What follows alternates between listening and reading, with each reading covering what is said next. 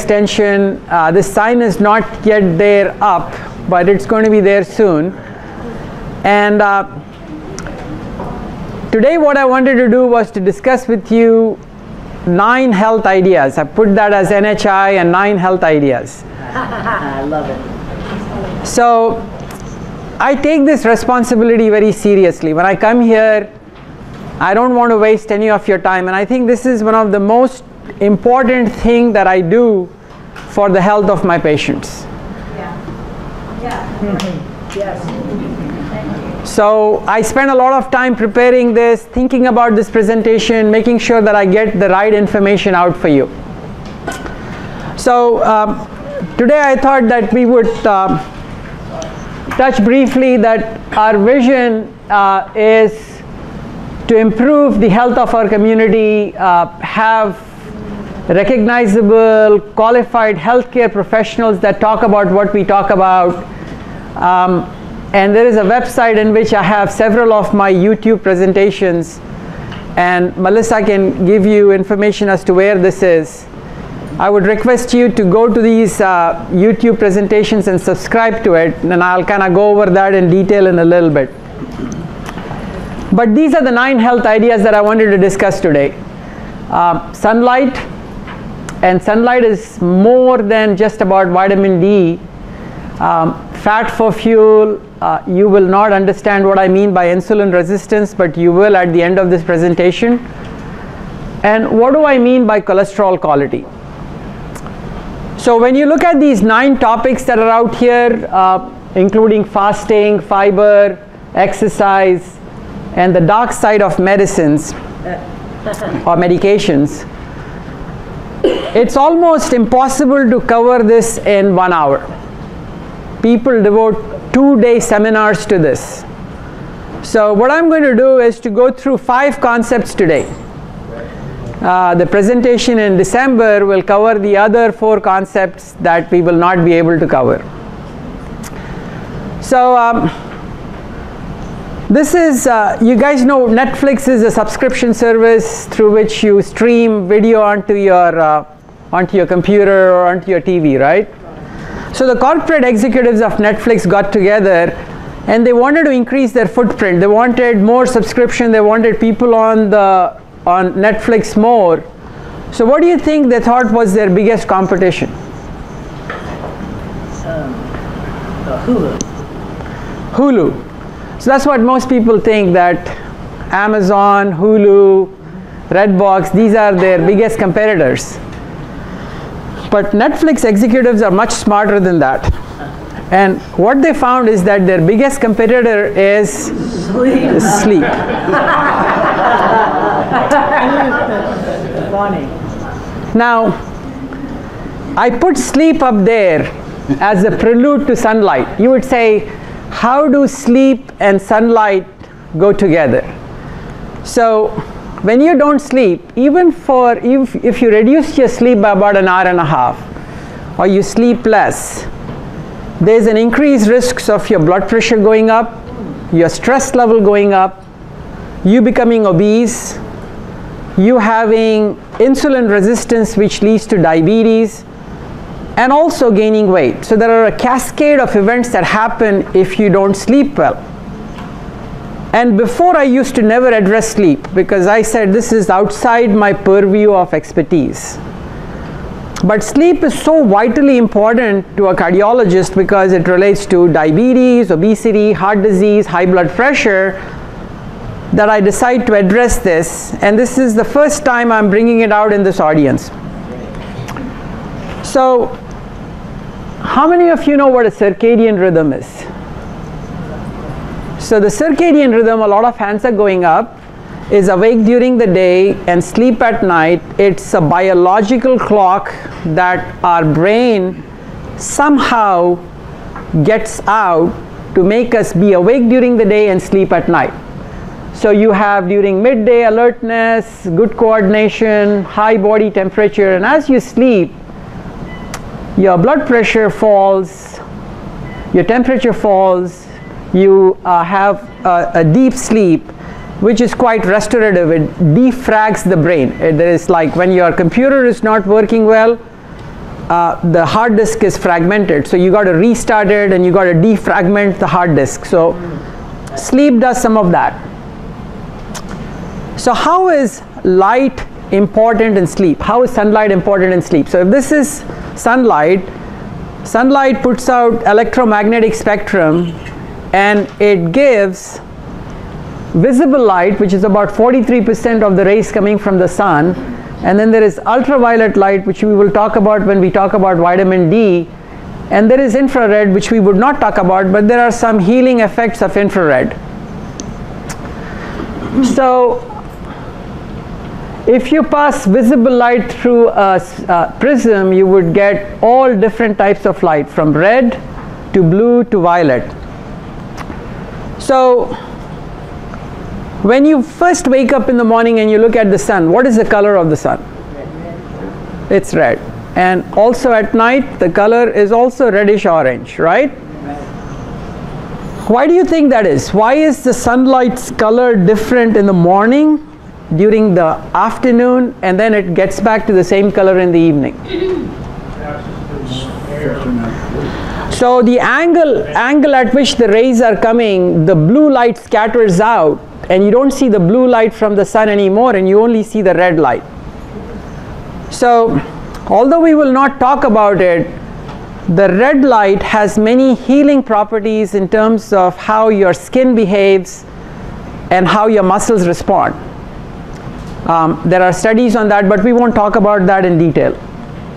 Now this is the midday sun. The midday sun appears blue because the blue light can penetrate the atmosphere, scatter in the atmosphere, and you see blue. So why is blue light important for us? The reason blue light is important is because we have a 2.5 billion year relationship between the sun and the human skin and the human eyes. So that blue light is very important and vital to set our circadian rhythm, our sleep cycle. So if you are exposed to blue light during the day, your brain perceives that this is daytime and this is my circadian rhythm. If you have children, adolescent children, children in middle school, and they play outside a lot, when they come back in, you don't have to ever tell them to go to bed. They go off to bed almost instantly. On the other hand, the kids that are on the screens that don't go out during the midday, those are the kids who have difficulty falling asleep. So we said that the midday sun sets up alertness, sets up the circadian rhythm clock, and sometimes you can use the midday sun to reset jet lag, and I can show you how you do that. So not all days in Houston are sunny. Today in the afternoon happened to be a very bright and sunny day. I don't know if you guys noticed it. But if it's cloudy or if you have to work indoors, you can get a blue light that you can put in your environment. Don't ever look at it directly, and that sets your circadian rhythm. So there are two screens out there. Which screen is not showing you a blue light? So one on the left. Now almost all new phones have a nighttime mode that takes away the blue light. I strongly encourage all of you guys that all the screens that you see take out the blue light after sunset. This is also an important thing.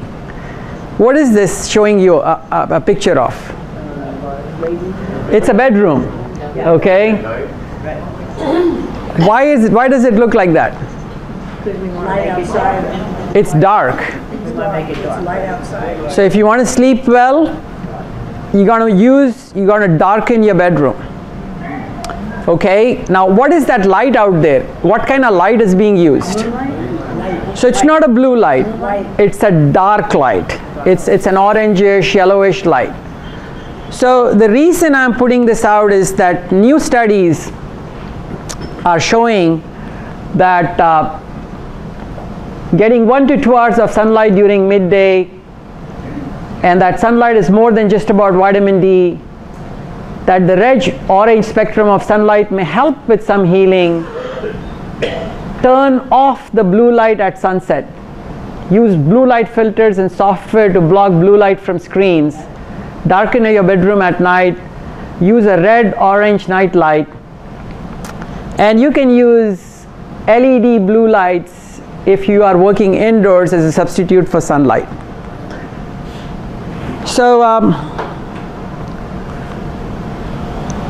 recently, I don't know if you know or no, but there were a couple of, and I think I didn't come out on the, it'll come out on a subsequent slide. So that was one idea that I spoke about. The first idea was how sunlight is important for our health, because it helps us sleep, and if you don't sleep well, you're going to have high blood pressure, you're going to have increased appetite, you can get obese, you can get diabetes, and you can increase many of the risks of degenerative vascular disease. So the second part that I wanted to talk to you about is how important vitamin D is. Now, one of my heroes with regards to vitamin D is Professor Haney, and I put a picture of it. So how many of you knew before you came to one of our presentations that vitamin D is a cholesterol product? So 1, 2, 3. Okay, so the important thing I want to tell you is that the sunlight hits the skin and converts the cholesterol in the skin to vitamin D. Many people are surprised to know that is what one of the functions of cholesterol is. So, and it's the ultraviolet B portion of the sunlight spectrum. Do we see that ultraviolet B? No. We don't, because it's not in visible spectrum. So it is UVB that is making vitamin D. When you go to a tanning parlor, you get UVA, which gives you the tanning but doesn't give you vitamin D. Can we make vitamin D in Houston in summer, in winter? This is December, and I picked out that month because we are just a few days from December. I couldn't find November out there. So because the UV rays come when the sun is directly shining on you, in winter the sun is at an angle, especially the more you move away from the equator. In the equator you can get vitamin D production and UVB throughout the year, but as you move into temperate climates, it's harder to make vitamin D from sunlight. So here is highly likely to make vitamin D, here is less likely, and we are sort of in the column of less likely or unlikely. So we do make some vitamin D in Houston, but it's only in midday sun and in bright sun. Okay? What about in July? In July we would be pretty good at making vitamin D, right? Right, excellent. So you guys have to know that the deficiency of vitamin D in Houston is more pronounced in the months of February and March, because that's when you have gone through winter and you have not made enough vitamin D. So factors that influence vitamin D production is time in the sun. The longer the time you spend, the better it is. But don't burn. If you are a fair-skinned person, if you're burning, you need to get out. The amount of sunlight, that means if there's a cloudy day, then the levels of UV rays are low. Can you make vitamin D from inside a window with sunlight streaming in? No. You can't. Absolutely not, because it blocks all the UVB rays. The time of the day best is the middle portion of the day. That means if I'm out in the sun and if my shadow is longer than my height, it's unlikely that I'm making vitamin D. If the shadow is shorter than my height, then I would be making vitamin D. I'm dark in color. Darker people will need to spend more time in sunlight than fair-skinned people. In fact, one of the genetic mutation that was necessary, because all life originated around the equator, for us to be moving out towards the poles, the gene that got selected was the gene of depigmentation. So fair-skinned people had a survival advantage as they moved away from equator. So if you're dark-skinned and you're living in our climate, you need more UV light. The amount of skin that is exposed, some cultures make you wear clothes that cover your hands and your legs. So the less clothes you wear in sunlight, the more vitamin D you would make. This is my favorite one. In summer, I go out cycling for several hours, and I come back in home and get into the shower. Vitamin D is formed as a thin layer of fat on your skin. You get in and you scrub that fat off with soap and water. What would you do to all the vitamin D that you made? You would wash it off. So try not to wash off the important areas where you made vitamin D if possible. Even if you stink a little bit. All right, so I said that vitamin D is important. So how does vitamin D protect the body? A cell is composed of a body is composed of many cells. So what happens is that you have an injury, a signal, a demand, it's kind of an injury to the cell.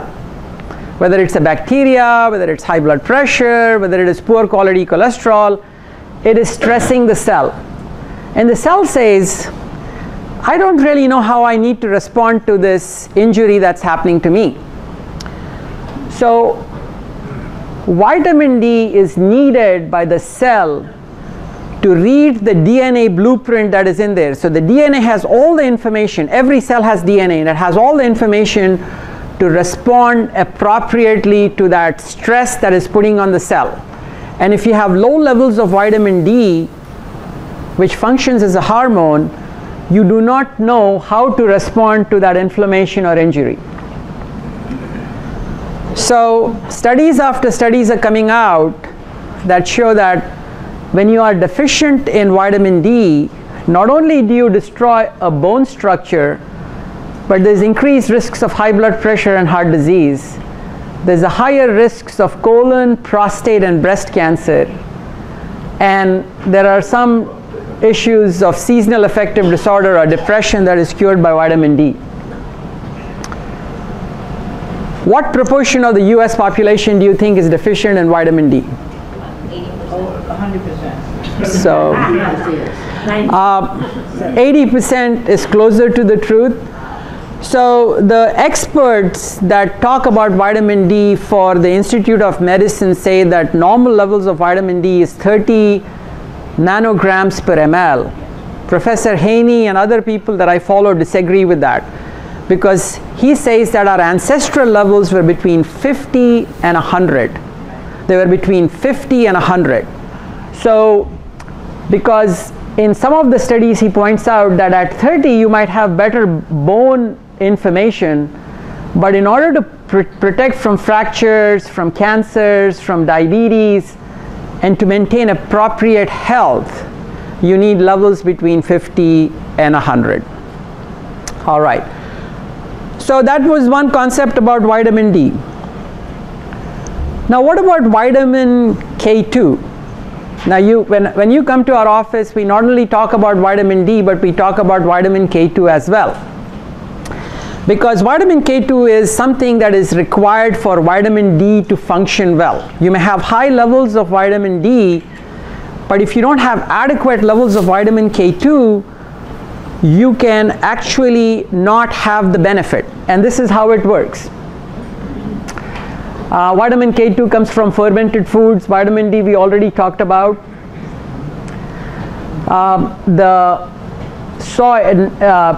The Japanese natto is the richest source of vitamin K2. So what vitamin K2 does is that it prevents the calcium from getting into the blood vessels and moves the calcium into the bones. In the absence of vitamin K2, you get calcium deposition in the blood vessels of the body. So you guys have heard the term hardening of the arteries? Mm-hmm. So hardening of the arteries is calcification, coronary calcification, calcification in the aorta. And that is an indication of vascular disease. That's an indication that you have blockages. So having high levels of vitamin D alone is not enough, because vitamin K helps vitamin D keep the calcium away from the blood vessel and puts it in the bone. I've been talking about vitamin K2 now for about 6 to 8 months, and I'd like to tell you that you can't find vitamin K2 in a health food store here, because all of it is purchased. All of it is purchased. No, everybody has bought it. You know the reason why? Because vitamin K2 does two other important things. It removes the calcium from the skin. So collagen gets calcium deposition as we get older, and if you put calcium in your collagen, it causes wrinkles, it makes you look old. So women, in order to look younger, would benefit from taking vitamin K2. Another thing it does is that it makes your teeth whiter. The reason is that it does the same thing. It removes the calcium deposition from your teeth. So this slide is so important that I put another slide, that vitamin D and vitamin K2 cause the calcium paradox. Because in the presence of normal levels of vitamin K2, this protein that is transporting the calcium into the bones is activated. It's called the MGP protein.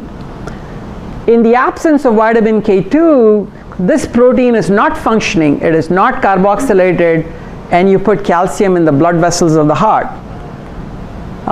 There is an important study. This has been done in many studies. One of them is called the Rotterdam Trial. And what is out here is, this is a CAT scan image of the patient. This is the aorta. Normally you shouldn't see the outline of the aorta by this whitish things that you see. What do you think that white is? That's calcium. This blood vessel is called the left anterior descending. This is the LAD, this is the widowmaker. Why does it look white? Because it has got calcium. So sometimes when you come to an office, a young lady comes to our office or a young man comes to our office, we order what is called a CAT scan of the chest for calcium scoring. Why are we doing that? Because we want to check the amount of calcium in the blood vessels of your heart. If the calcium score is 0 in you, the chances of you having blockages is almost negligible. Now that test has more predictive value than stress test, whether it's a nuclear stress test, whether it's a regular stress test. And one of the reasons it's not being utilized is because the American College of Cardiology has not given its full weight behind it. One of the reasons is that you make a lot more money doing stress tests than you make by ordering a CAT scan. It costs about $150 if you're paying out of pocket. Insurance don't cover it. So how do you get vitamin K2? So vitamin K2 comes in two forms: MK4, menoquinone 4, and MK7, menoquinone 7. MK4 is found in fermented foods that you and I can eat, such as brie cheese, some hard cheese, such as egg yolks. You can get it in meat, but you need to eat 4 kilograms of beef to get the appropriate daily dose, and a lot of milk. So the best source would be cheese. The other source would be fermented vegetables. Now I used to promote fermented vegetables a lot, but not so much anymore. I say maybe 2-3 helpings a week. A helping would be about a tablespoon, maybe 2 tablespoons. The reason I'm not pushing fermented vegetables is because I have new information about the role of fiber in human diet. We will not be talking about that today. You'll have to come in December for that. Has anybody had natto? I tried natto. It's very smelly, nasty stuff.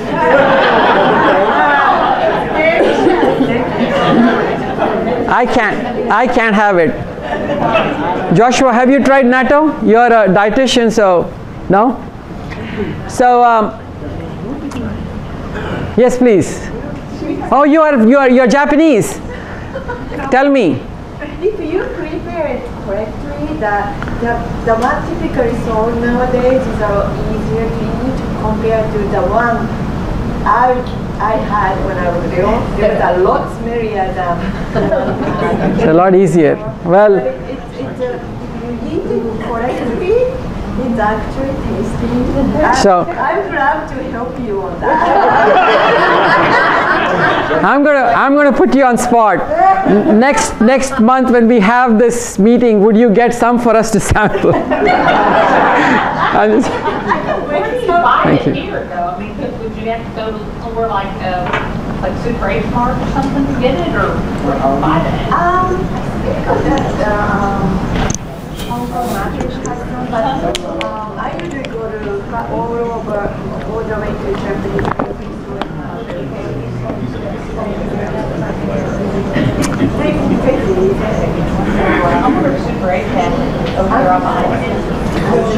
What did you say the source was? Where can you buy it? Here?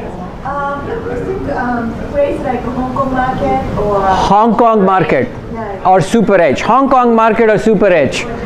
I can't try this, so get together with either Melissa or with Shalini, and she'll tell you how can you buy those tablets, how many micrograms you need to get, and so she'll give you all of that information.